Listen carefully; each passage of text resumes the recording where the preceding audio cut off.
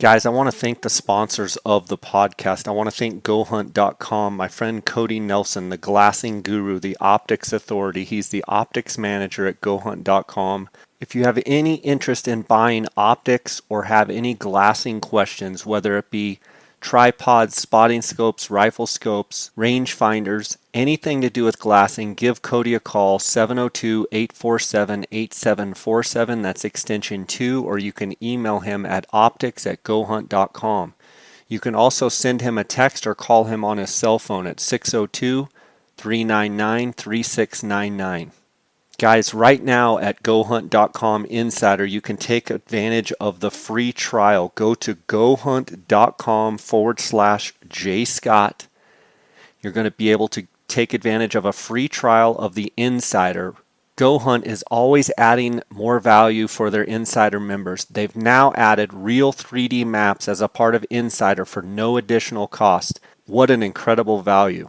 Very soon they're going to have their mobile app up as well.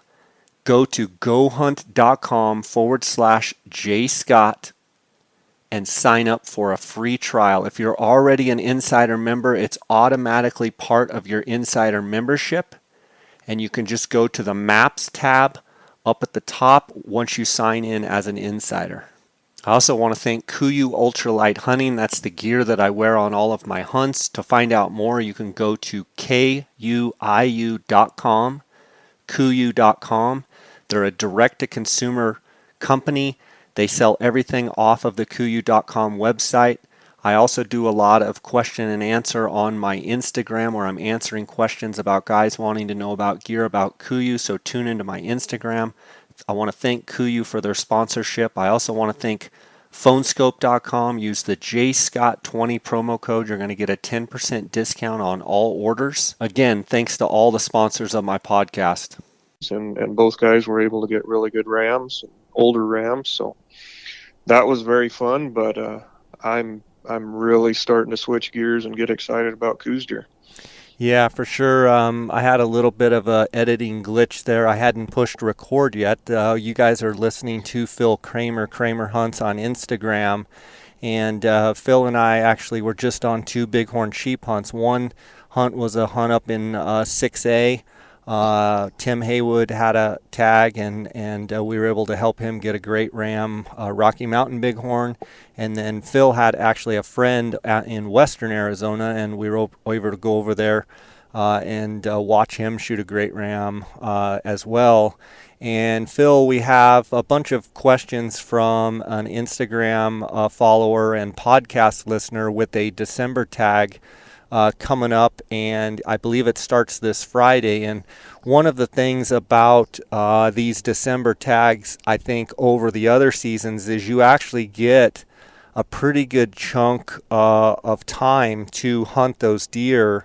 From basically, I believe it's like the 7th or the 11th is the opener, give or take a few, to the 31st of December. So it's actually a season where compared to the October hunts and some of the November hunts where, maybe you get 5 days, maybe you get 9 days, this is actually, covers several weekends, and it's going to give, the guys that have these tags, in essence, 3 weekends to hunt these deer, even if, they don't take any time off during the week. So it's a pretty special hunt. Wouldn't you agree? It is for sure, Jay. And, not only the time that you are allowed to hunt, but also there's less tags compared to the earlier hunts. The weather's typically quite a bit cooler. And, you start to get into the holiday season where a lot of guys, even if they have a really crazy work schedule, they might be able to take a little bit more time off than they normally would. So you combine all of those things together, and it makes it a really sought-after hunt, in my opinion. Yeah, and I mean, it's always been known as, quote-unquote, the rut hunt. And, while I feel like the last 5 to 7 days of the hunt, you definitely are probably going to see some rutting activity. Compared to the deer that we see rutting down in January, which is has a lot more consistency to it. It is a rut time frame hunt, so to speak. I think some years are better than others. We're going to get into some of that here with some of the questions. But for anybody out there, from just a standpoint of having quite a bit of time and it's the longest season, and the fact that normally this season it's cooler temperatures, and you throw in the last 5 days, say you might see some bucks nosing around and chasing does. It's a great tag. It's probably the best season for general people that are just hunting Coues deer. I think it's probably the best season for them because you get a little bit more deer activity because of cooler temperatures compared to, say, October or November. Although we've had podcasts where we've talked about, those first October hunts where you've been able to scout them through the velvet season, scout them all through October, and be able to, pinpoint and know exactly where those deer are. There is something to be said for that.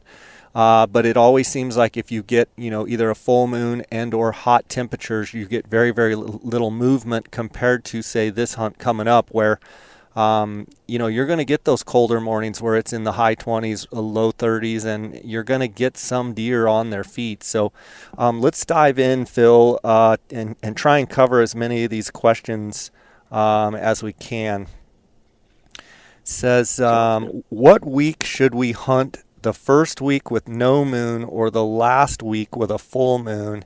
And actually looking at the chart, the moon chart, the moon phase, it is full on December 30th. So basically those 5 days that we're talking about will be, very bright moon on all accounts, whereas, the beginning of this hunt starting on the 11th is going to be very, very dark, or a new moon, and it will be virtually dark at night until about the 18th. So from the 11th, basically the first 6-7 days, the hunters that have this December hunt are going to get the benefit of, hunting on a darker moon. Phil, I don't want to hog the whole podcast here, but we've talked about before what benefits you get when you can hunt Coues deer, particularly in a dark moon phase compared to a full moon phase. In your opinion, if you only had 1 week to hunt, would you hunt the first or would you hunt the last? This year's a little bit special. Normally, I would always say the last. However, as your listener mentioned there on the moon phase, that's one big reason why I would change that this year. And the other reason is we're calling for a little bit of moisture in the state here this week. You combine those two things, and I think the deer activity is going to be pretty good. The movement's going to be pretty good. The temperature's going to drop. We might get a little bit of moisture to cool things off and settle the dust. You combine that with the moon, and I'd have to change my answer and say, given this year, I would hunt the first week compared to the last week. Yeah, and I think it's one of those things.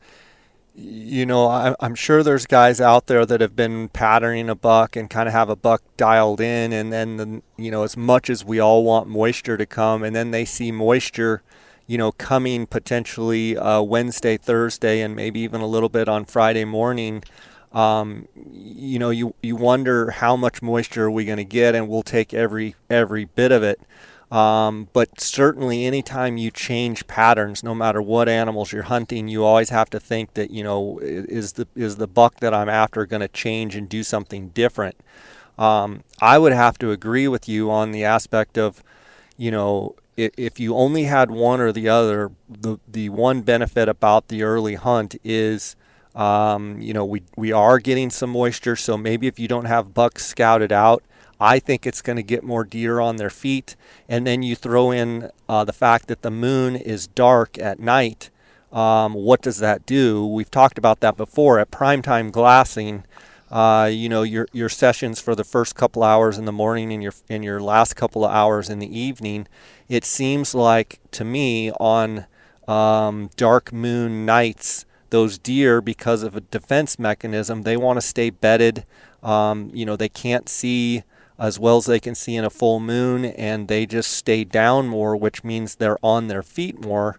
And I think it's a perfect recipe for this first, say, 5 to 7 days of this hunt, especially with the added moisture, that these deer might be up, they might be moving a little bit more than they have been, say, the last couple of weeks to month.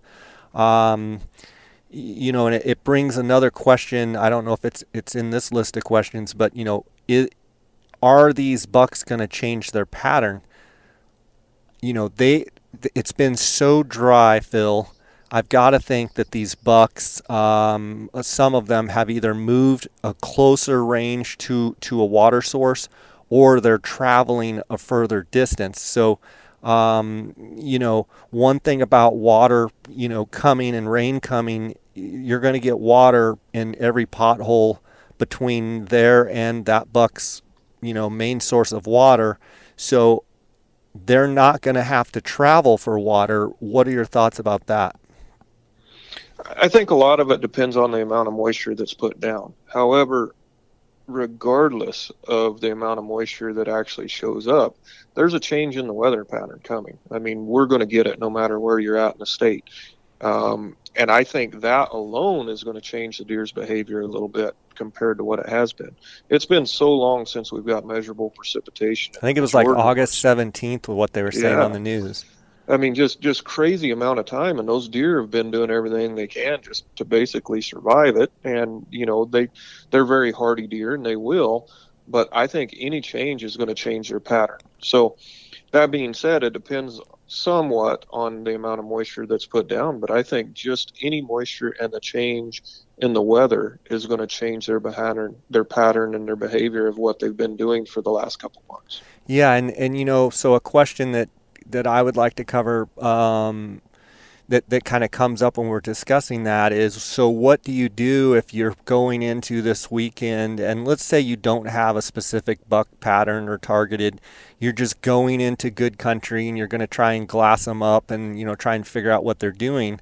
One thing I would tell you with dark moon, I would be very, very critical in my planning, in making sure that I'm to my glassing point, and not that it goes lax when it's a full moon, but I certainly think primetime glassing is important. Those first couple hours of the morning and last couple hours of the evening become super important, because I think you are going to get some deer with little cooler temperatures, moisture on the ground, actually up feeding and standing on their feet longer.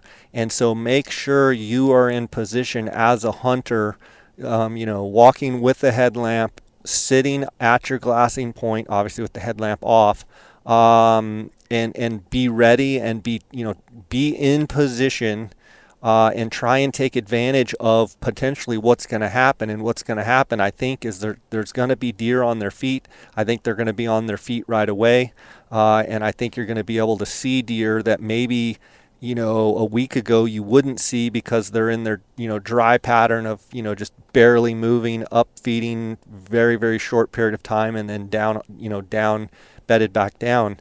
So that would be one thing I would say, is really take advantage of your primetime glassing sessions, first couple hours and last couple hours. I agree 100%, and I'll even take it another step further. And I think, given this change in the weather, I think some of the bucks that might not come out until later in the year and really come out of their thick, nasty stuff might be on their feet. They might be coming out and feeling a little frisky and doing a little moving and, taking advantage of the change. And I think that's going to happen. And I think that puts, especially that first couple hours in the morning before that sun peaks, and as soon as it starts to climb up, and that magic hour when the sun's just lighting everything up for you. I think you got to take advantage of it, especially if you only have 1 week to hunt. Yeah, for sure. And question here, he asks, which slopes should I be looking at? Does the weather coming in change that? Does the moon change that? So I would personally, and Phil, you can weigh in, but personally, I'm still going to be glassing. I want to focus on, where is the afternoon shade? So where is the predominant afternoon shade on the mountainside?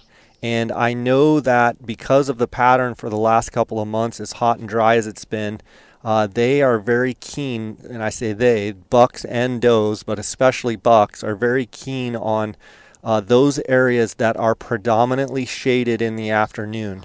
So it is no surprise to me to know that if I'm looking at a mountain, whichever face of the mountain I'm looking at, I'm going to be looking for, okay, even if it's just cracking daylight, I'm going to be aware of, or in my Google Earth scouting or whatever I'm using, I'm going to be looking for those little cuts.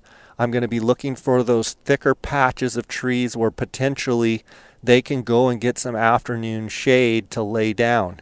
Now, we've talked about this, and I feel like I've drove it home, but I continue to get questions about it, so we might as well cover it again. In my opinion, the north, the northeast, the east facing slopes, the most shaded slopes of the afternoon are going to hold more deer. Certainly, in my opinion, they're going to hold more mature deer. I think I covered this either with you or with Creed on another podcast. That doesn't mean you can't look at a south facing slope, but if you're looking at a south facing slope, there's still little cuts and divots within that face that you can find, that you can say, well, I know at 3 o'clock in the afternoon that little cut is going to be shaded. So all morning long, I'm going to kind of be watching for deer to move from point A to point B, and point B being that shaded cut. So I'm expecting deer to be transitioning from that morning sun and first couple hours of feeding. I am looking in those shaded pockets, or potentially what's gonna be shaded in the afternoon, for deer to be coming in there to bed. I mean, so many times at 9:30, 10 o'clock in the morning, I catch deer rolling right into a pocket that I've already anticipated. That's where the deer and that's where the mature bucks are going to be laying down, because that is the shadiest spot on that aspect of slope. Your thoughts, Phil? I agree, Jay. And the other thing that I've found, especially on dark moons, they're not doing a lot of movement, at night. So wherever they're going to end up in that afternoon, most of the time, they're not going to travel a long ways from wherever they end up that afternoon to where they're going to be at first light. So I think you nailed it on the head. You have to find those spots, those dark, shady spots, those spots that are going to get more shade throughout the afternoon than the other spots. And 9 times out of 10, I've found they will be somewhere near that at first light. They might move out into the open a little more, but they're going to go back to it. And when they're not moving at night, they're going to be right there almost every time the next morning. So it's good to remember that as you go in and set up, especially at first light, on where you're going to be looking. We've got the question here, what time do we need to be looking into the shade? And I go back to my first hour of glassing. Let's say first 30 minutes of glassing is relatively a quick pace. I'm more in a scanning mode. I'm more in looking for places that just draw to my eye. When I look with my naked eye, and I look for saddles and look for open spots and just look for obvious places where if I were to put my binos there and if a deer was standing there, I'd immediately pick them up. And then as the morning transitions, that's where I start to slow down more, start to then really go into, okay, where are the afternoon shade pockets? Where are those deer going to be transitioning into? And the question of what time do I start looking into those shade pockets? Well, it's kind of a complex question, because we've all seen situations where it's 30 minutes into light, and all of a sudden, because of the warmth, if it's really cold, they're going to be in the sun and in the sunnier spots longer. But let's say that the temps warm back up. I've seen it where 15, 20, 30 minutes, they're already moving into a shaded area. Now, that might not be the afternoon predominant shade. It might just be on the one side of a thick grove of trees, and they're going to feed there for a little bit, and then they'll make a 100 or 200 yard walk to their afternoon bedding spot. So I like to pan the open, sunny areas and pan quickly. Then as the morning progresses, I like to then transition into what's shaded right now, start looking at those shade pockets, all in the back of my mind, keeping where are the afternoon predominant shade pockets. But wouldn't you agree that there's times you can catch bucks, Phil, 30 minutes after light, and it may only be, 38 degrees, but the sun is beating on them. They're already working their way to a small little cut where they can get a little bit of shade for maybe another hour, and then they have to make their 50 to 100 yard move or 200 yard move to their predominant shade. Oh, for sure. And a lot of times that might be over a ridge. I don't know how many times I've caught the bucks at first light. Big mature bucks, especially where they might be on, say, the south-facing slope, but fairly near the top, and they might feed there till that sun starts to peek over, and they're not on that open slope very long, and they're going to be right back over into the thick stuff or the north side of the ridge. Obviously there's always exceptions to the rule, but as we talk in general, I think that's a really good point, that you can't really set a specific time that says, okay, I have to turn and start picking apart that shade. I think you have to let the circumstances dictate when you do that, but I think you have to kind of glass it all. And like you said, hit the easy spots fast and then start picking it up and picking country apart, spending more time as the day goes on and it gets a little bit later. And I also kind of internalize when I'm sitting there and I'm sitting in the sun and I'm glassing and the sun's hitting on me and I start shedding layers. That's when I know when it starts getting from what, obviously it depends on how many jackets and layers I have on, but if you start feeling a warm sun on your face and a warm sun on your body, you can bet that those deer are feeling it. So just kind of transition. When you start feeling it warm, that means that maybe you're going to focus less on the bright sunny spots and where the sun is really hitting to where are the little tiny minute cuts and little shade pockets, and start really pounding and lasering in with your eyes in those shady spots. I think you'll find more deer. And guys, I apologize if you hear a little bit of road noise. I was all set up to do the podcast, and then the guy that comes and trims all my bushes and helps me with my irrigation and stuff came and was blowing and stuff, so I had to go down here mobily and do this podcast. Let's see. Will the bucks still be together? Phil? There's a good chance they will be, yes. A lot of times the older mature bucks, like the really big ones, they'll go and be by themselves very soon after they shed their velvet. However, I've also seen them hang out with immature, less dominant deer throughout the year until it's right before rut time. What I normally see, though, is around the end of November, first part of January, they start breaking apart. But You it's mean not first uncommon. part of December, you mean? First part of December, yes, Yep. sorry. But it's not uncommon for the first couple weeks of December to see groups of bucks. Usually they're going to be smaller, less dominant bucks that are still running together, though. One thing you said there, Phil, that I want to make sure and point out for the people listening is I couldn't agree more with the fact that I rarely see big mature bucks together this time of year. If it's if you see two or three little fork and horn, kind of small, immature, young deer, I cannot tell you how many times I've kept glassing and picking apart, and boom, all of a sudden I glass up right there bedded with them as a really good mature buck. So just because you see an immature buck, make sure you spend a little bit of time around there and make sure that there's not a big buck waiting, or excuse me, bedded right there, because a lot of times they use those younger bucks to be alert for them, and they kind of just sit there and chew their cud and watch those smaller bucks. And when those smaller bucks perk their ears up, those big bucks just lay there and watch them.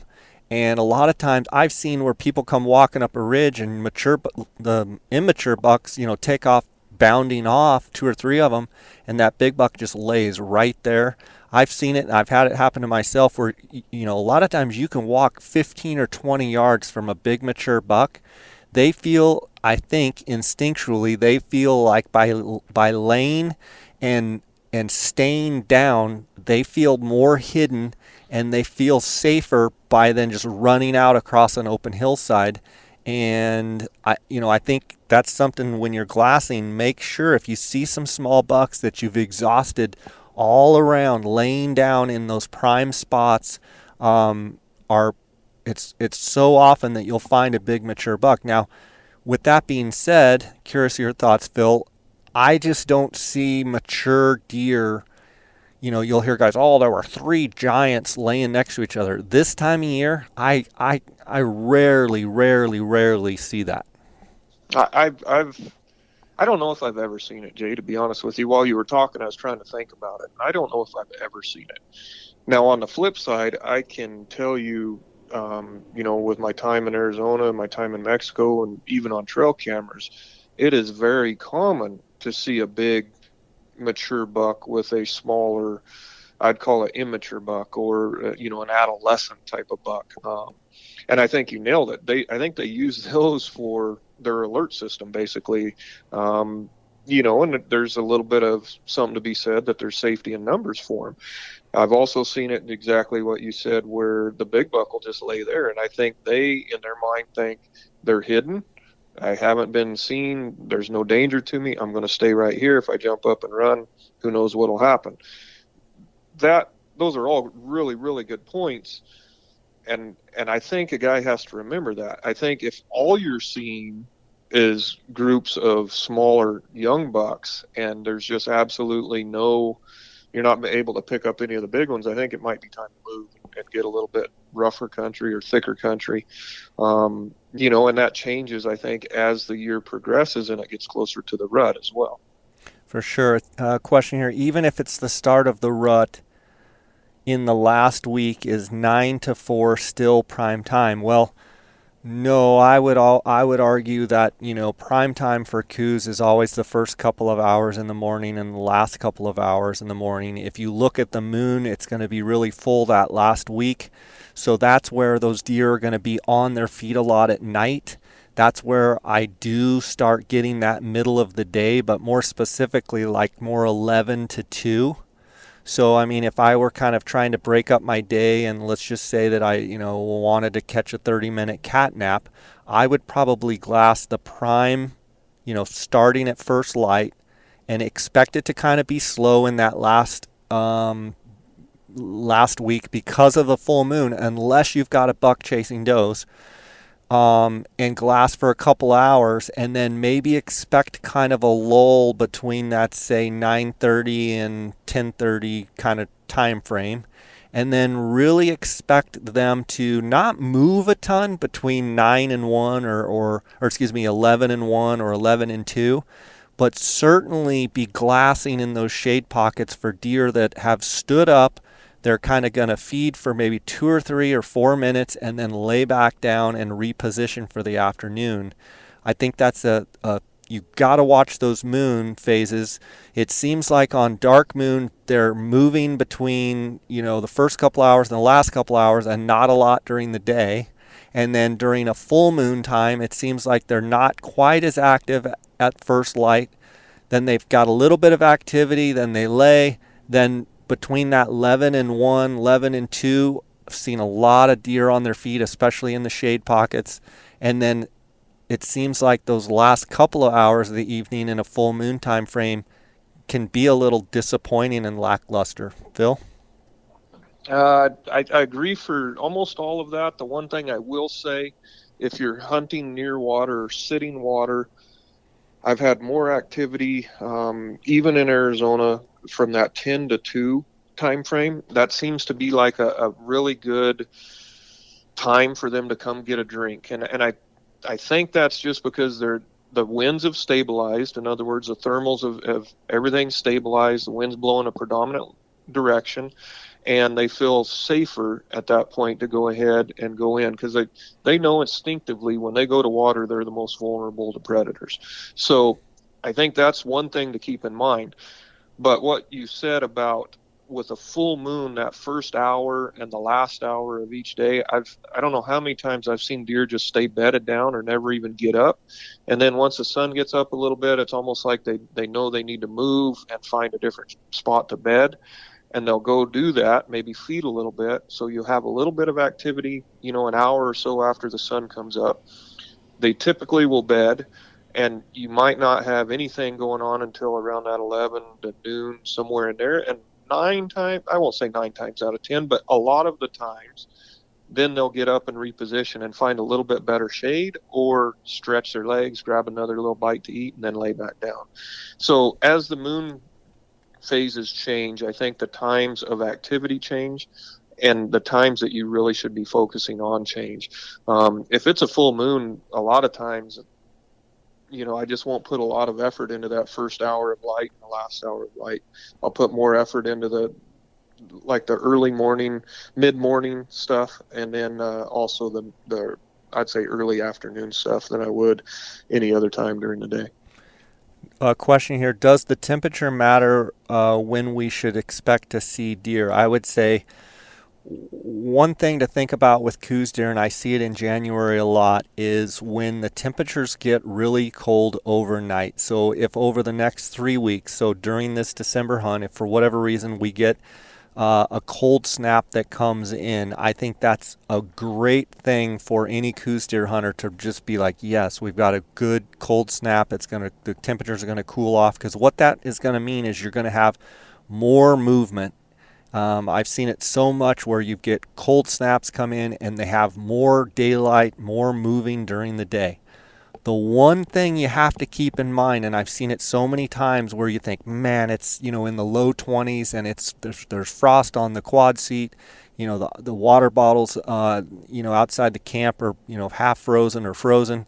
I've seen it where that first hour to hour and a half where you would expect, and you've grown up watching Midwest whitetail shows where they're like cold, that's what they want. Coues deer, in my opinion, are the opposite. If it's really cold, if it's in the 20s, even the low 30s, and it's a sharp, cold snap, in my opinion, that's when like the 8:30 to 9 range, when you actually are glassing and finally you feel the sun where you're not cold and you kind of feel it starting to warm, all of a sudden it seems like just deer just start popping up all over. So in other words, in my opinion, the Coues deer, their hide is so thin that they can conserve their energy and stay warmer by laying down rather than getting on their feet. And so they choose to actually bed down and stay bedded in those cold snaps. So don't be disappointed if you get to a spot and it's frosty and you literally have frost on your quad seat, and you get there and for the first hour you see no deer. That's very, very common. I would not be like moving spots. I would wait till you get your morning movement, that 8:30, 9 o'clock, tons of movement when the sun finally warms them up. Phil, your thoughts? Agreed, Jay. I really don't even have anything to add to that. I mean, I've seen it time and time again where it's cold in the morning, and I call them the princess deer because they don't like it too cold. They don't like it too hot. They kind of like just that right temperature. And when it's cold, they don't get up and move much. I mean, they'll be sitting there conserving their energy, trying to stay warm. Once that sun gets up, you start kind of seeing that steam come off of the ground and things start to thaw out a little bit. That's typically when you'll see deer start to get up and move around. Question here: what week should we start hunting does? I'll let you run with that one. Well, that in Arizona, a lot of the rutting's not going to happen until you get into January and later January at that.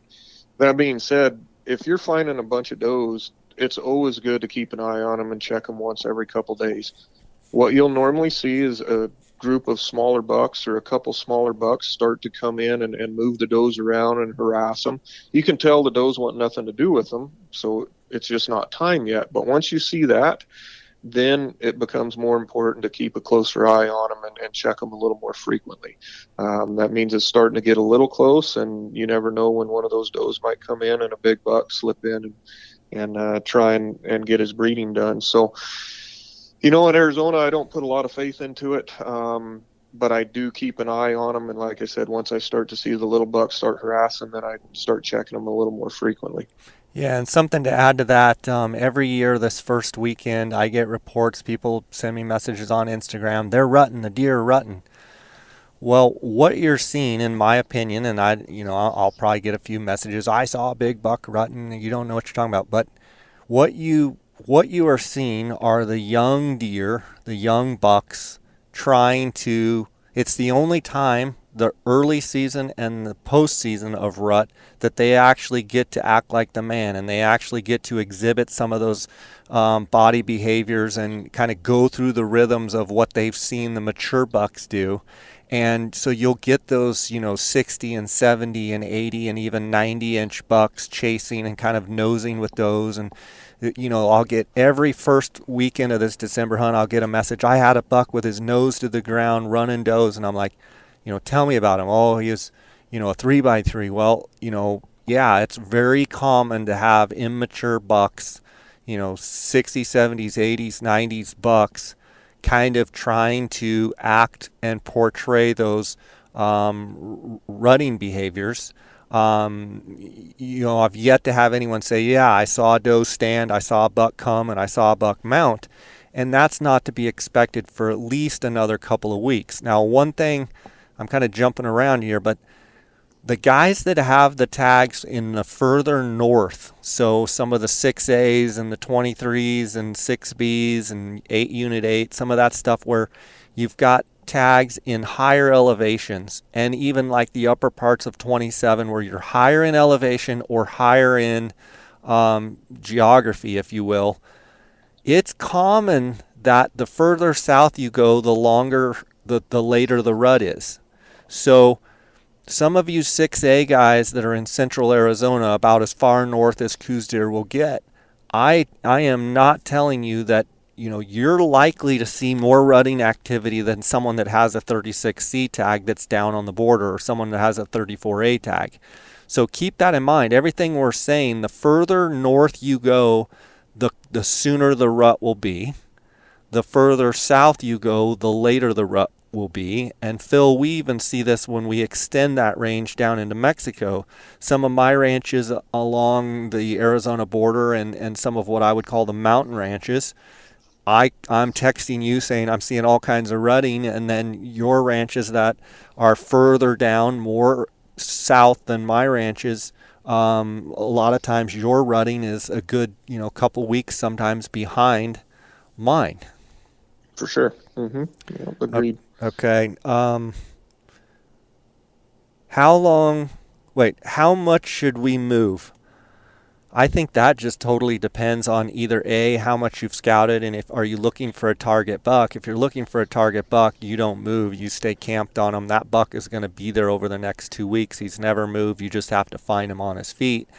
That doesn't mean you can't change positions and try and look in at a different angle, or have your hunting partner cross-glassing on another point across from you, looking in below you, you're looking in below him.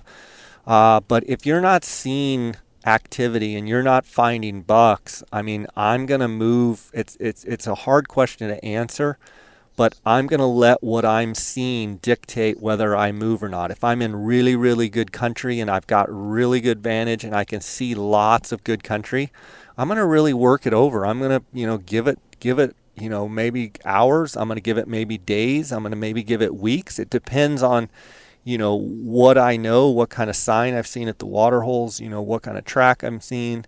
And then, but if I've pounded a country out for say 6 hours in the morning and, I literally haven't seen a deer and it just doesn't feel right. I mean, I'm one of the first guys that'll tell you I'll just move and just totally change it up. I'm curious your thoughts, Phil. Well, there's a lot of variables to that question, as you kind of touched on. That being said, as a general rule, in these later hunts, the later December hunts and on in to January, I move considerably more than I do any other time of the year. On the early hunts, I've been known to sit in the exact same spot and look at the exact same hillside for days and weeks at a time until I find the buck that I know is there. And these later hunts, I won't do that typically. It might be only moving 100 yards and getting a completely different vantage, but I spend my time moving more on these later hunts and less time sitting in one area. And that's just simply for the fact that the weather's cooler, there's less people out in the woods, and I believe the deer are going to be moving a little bit more than the early hunts. They might only be moving 100 yards, but they're going to be on their feet longer duration is what I mean. So I think as a general rule, you should move more in these later hunts if you're not seeing what you're wanting than you would as an early hunt, just as a general rule. Says we are hunting southeast Arizona. What vegetation should we look for?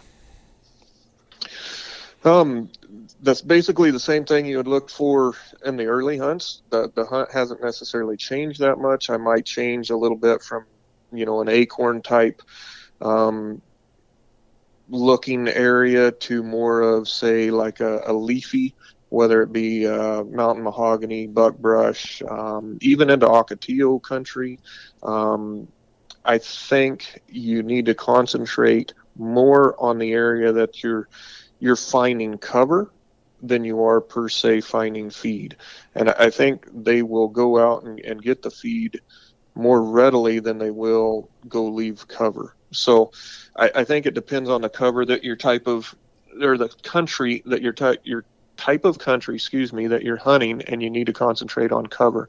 But they have the three things that they always need: the cover, the water, and the feed. So if you can get a combination of that, you're golden. In southeastern Arizona, me personally, I would still be hunting the thicker vegetation, not so much the yellow rolling grassland. I'd either be low down in the thicker flats, or I'd be up a little higher, deeper canyons where I'm still trying to pick apart the country that's providing them a little more cover.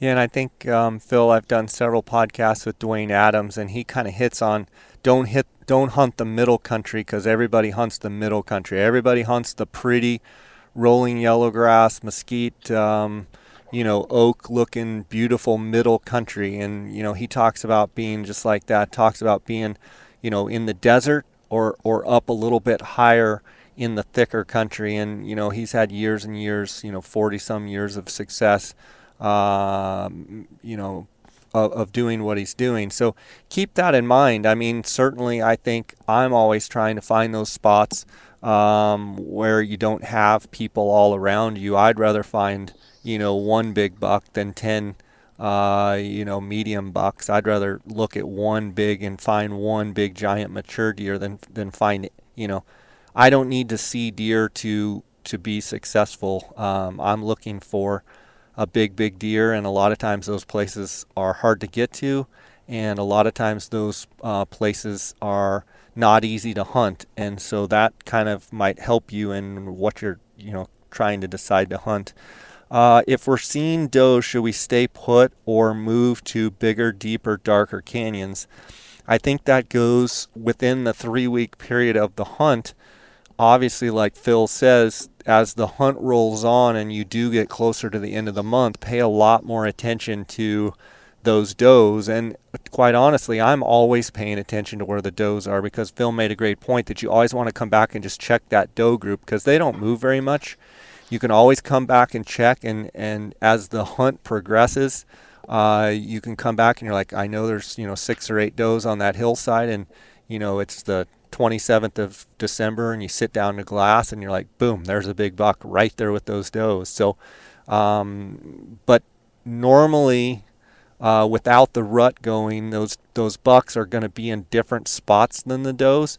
But there is a time right towards the end of December where those bucks, all of a sudden, you start seeing more bucks, whether it be immature bucks or mature bucks. You start seeing more bucks in the areas where the does are. Jay, I think there's one caveat to that, and we're seeing it this year, and a lot of it's going to depend on what happens with the storm that's rolling in.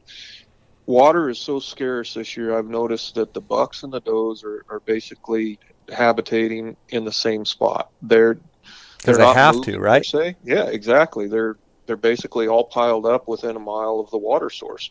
So I think this year might be the exception to the rule. Just because you're seeing those doesn't necessarily mean you need to move. You might need to move just to get a different vantage point. But I would be willing to bet if the water's there and we don't get a bunch of moisture here in this first week, the bucks are going to be somewhere close to. So keep that in mind on this year.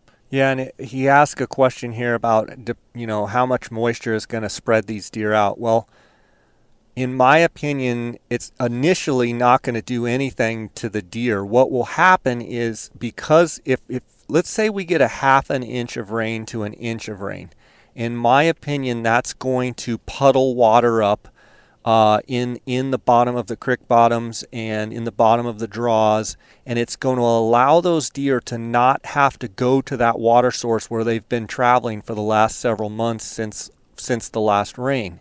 So as several weeks go by and deer start to be able to move and expand their range, I definitely think if we get a good half an inch to an inch, certainly an inch, if we get a good inch of rain, in my opinion, it is going to spread the deer out, and hunting around and focusing around water is not going to be as effective as maybe it was if it didn't rain.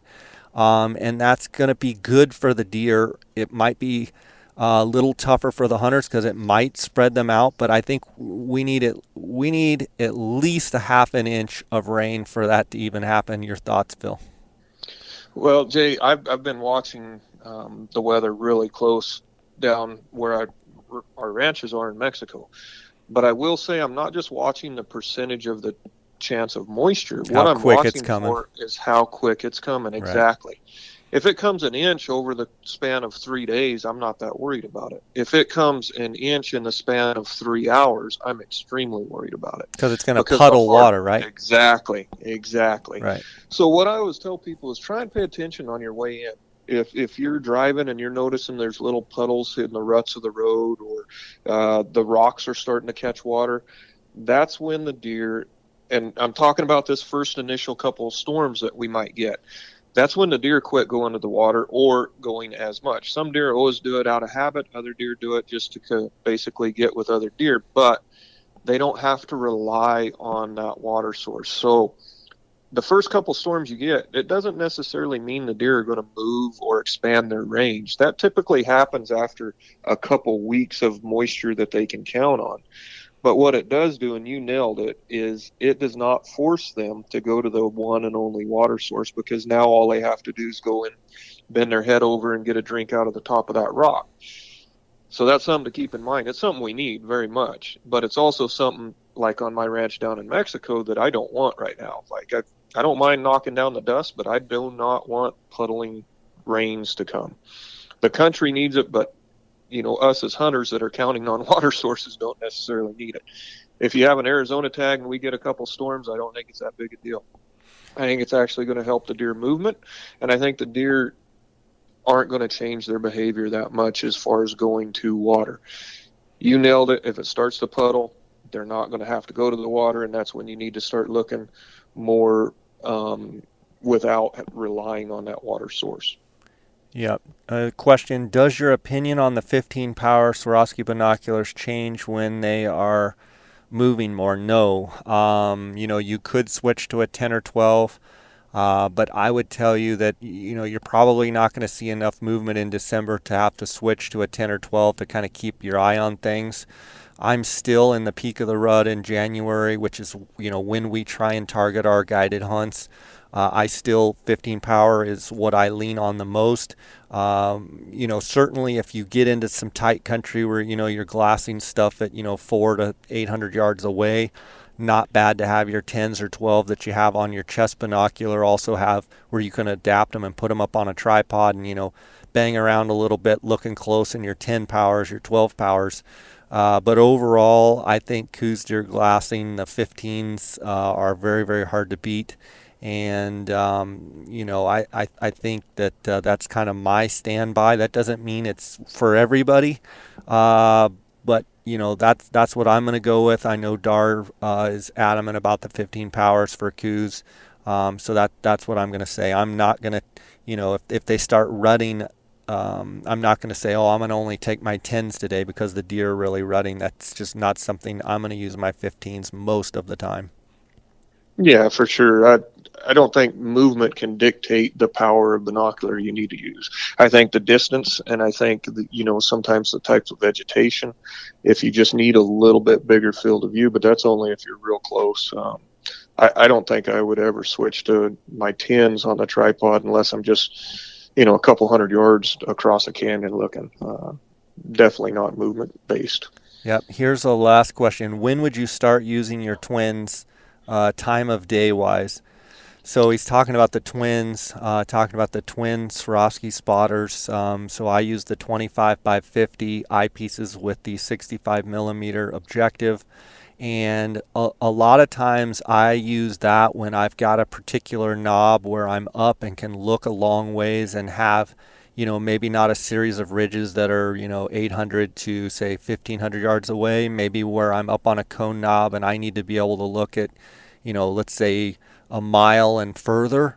The other thing that I really like to use the twins are afternoon glassing, where I'm really looking into those shade pockets and really trying to slow down and pick apart bedded deer, picking apart, the tail flick, the eye flick, the nose twitch, the ear flick.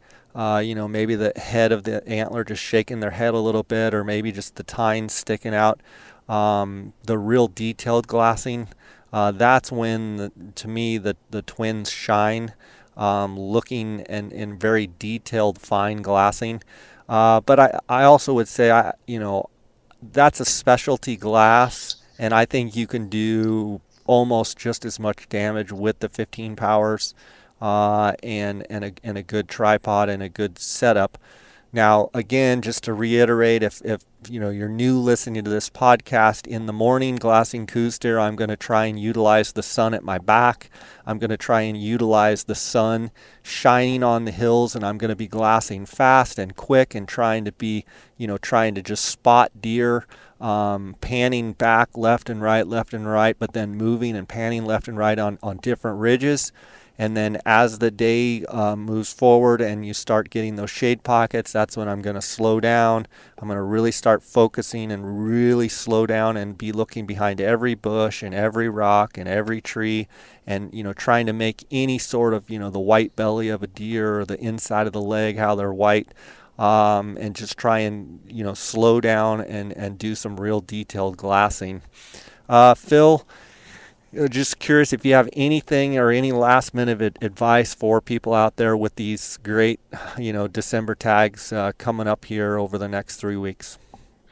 Well, I would say more than anything, enjoy it. From what I've seen, the antler growth is good. I haven't seen any ill effects of the weather that we had throughout the summer. I expect there's going to be some giants get killed. These late tags, I don't want to call them rut tags because I don't believe that's what they are, but the late tags have so many benefits that we spoke about earlier. They're a thing to really cherish and enjoy your time in the woods. Number one, with less people out there chasing the same deer that you are. Typically, the deer have kind of calmed down from the last hunt. They have a little bit of a break there before you get back after them. The days are cooler. It's a great time to be out and outdoors in Arizona. Set your goal and hunt to your goal. Whether that be a 80-inch buck, a 90-inch buck, or a 100-inch buck. I think they're all achievable in just about any of the units out there. And, just enjoy the tag because they're hard to come by. So that's the advice I'd give for sure. And my last bit of advice would be, some of the best Coues deer hunters that I know, it's real easy for people to say, oh, well, so-and-so, he killed a big buck, and oh, did you see the buck so-and-so killed? And just remember that the guys that are killing these big bucks, they are grinding, and they are suffering, and they got the sun in their face, and the sun's beating them down, and they're going, sessions and not seeing their buck, and they're not seeing deer, and they're fighting and, fighting through cat claw. The guys that continually kill big bucks are the guys that grind it out, the guys that stick it out, the guys that when they have 2 or 3 days of tough glassing, they just keep going. And so the advice I would give you is just if you're really persistent and you really want to kill a big deer over and over and over, the guys that I know that do it the most are the guys that are the most diligent, the most persistent, and they just get a chip on their shoulder that they are going to be successful and they are going to find what they're looking for, and viciously go after the mountain, and they never give up. They're never hiking back in the daylight. They're always using their headlamp in and headlamp out, and if you can do that consistently enough over a span of 20, 30, 40 years, you're going to have a bunch of big Coues deer to your belt. So guys, I really appreciate you guys listening to this podcast. I want to encourage you, if you have a you have a hankering to want to go down to Mexico and hunt Coues deer. Both Phil and I do Coues deer hunts. Feel free to reach out to us. We'd be happy to talk to you about what we've got going down in Mexico. Phil, I can't believe it, but it's going to be my 25th season this year, going down in January for Coues, and I'm really really looking forward to this season, and it's always around this time of year after sheep season I really start yearning for wanting to get down and really get after the Coues deer. I know you're anxious as well. Oh, 100%, Jay. And one thing for the guys in Arizona that their hunt starts here Friday is, it's basically a 3-week hunt, and you have quite a bit of time. I think if a guy can basically plan his schedule a little bit, you can go out and have a great hunt and potentially kill a really big buck. That being said, I hope everyone has a successful hunt and a good time, but I cannot wait to get to Mexico. From what I've seen down there on our trail cameras on early trips, the horn growth's good. There's some big bucks to be had. And, 25 years for you, I think this is 14 for me. It's a special place, a special time of year. And, man, it can't come fast enough. Right on, buddy. Thanks for coming on and sharing your time with us. And guys, send us some pictures on Instagram. J Scott Outdoors on Instagram. Phil is Cramer Hunts with a C. Cramer Hunts on Instagram. Love to see your success stories. It's always rewarding for me, speaking personally, to get testimonial about how something that we've talked about with some of our great guests like Phil, how you've picked up a tip and it helped you harvest an animal. So stay in touch. God bless to all of you guys, and knock down a big one.